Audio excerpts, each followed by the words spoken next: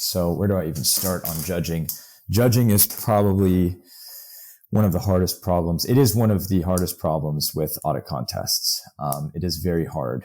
In order to, let me think about where to even start on this. The perfect judge has three attributes. They are extremely skilled at smart contract security, right? Because it's very difficult to know if a bug is real or not if you don't have the skills to understand the bug, understand the exploit, understand the trade-offs. So the perfect judge has to be extremely skilled at security. They have to have very deep knowledge on the code base. You can be great at smart contract security, but if you don't know how Ajna works and what it's trying to do and what the intentions of the protocol are, then it's very difficult to know if some bugs are real or not. And then the third thing is they have to be ideally perfectly unbiased. So they are not making money based on a judgment. Their friends aren't making money based on a judgment. They're basically living on Mars making these judgments and everyone else is on Earth. And so those three things are what the attributes of the perfect judge.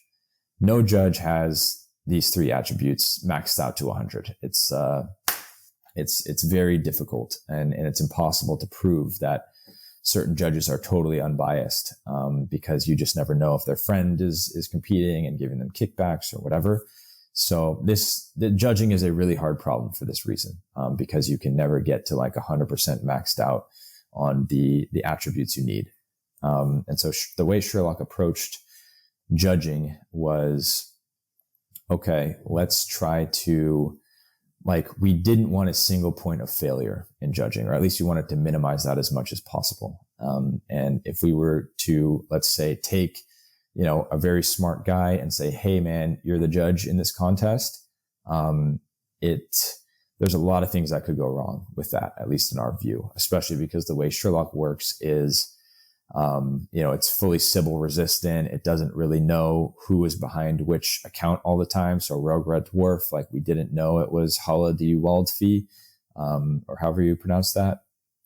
And so there's some assumptions that just make having a single judge not seem to be attractive or not make sense to Sherlock. And so that's why we decided, okay, in order to, get the most unbiased judging possible, we need to create a system or a mechanism that kind of gets information from multiple different sources and uses it in a way that hopefully removes a lot of the bias from that information.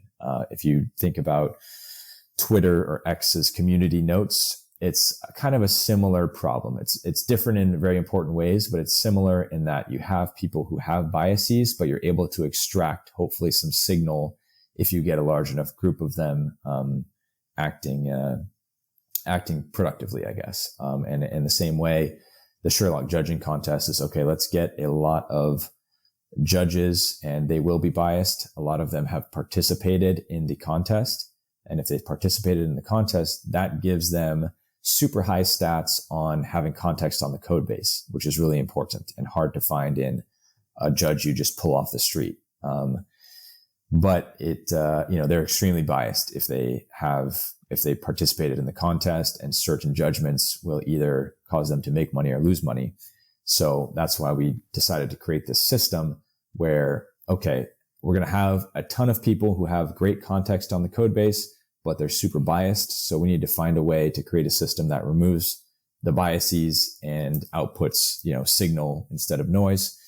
And so that's the intention of the Sherlock judging contest. It's also because we didn't know which judges were good. We didn't know who was going to be good at judging or not.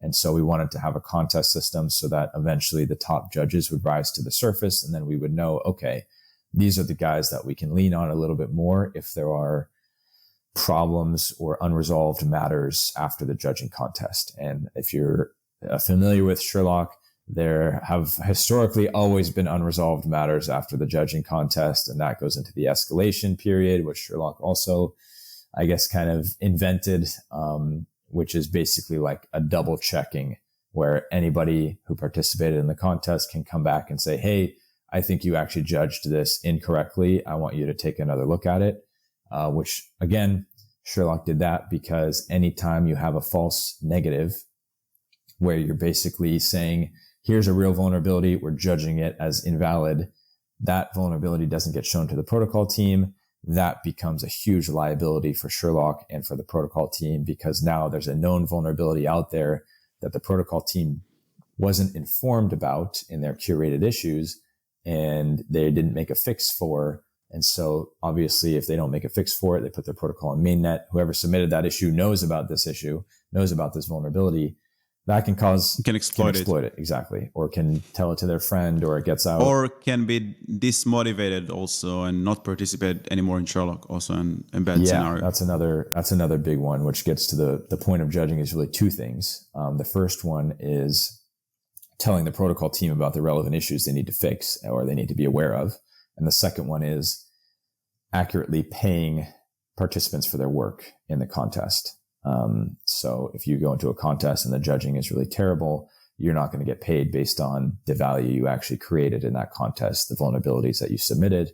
You'll get paid based on, randomness or whatever. So the point of judging is really those two things.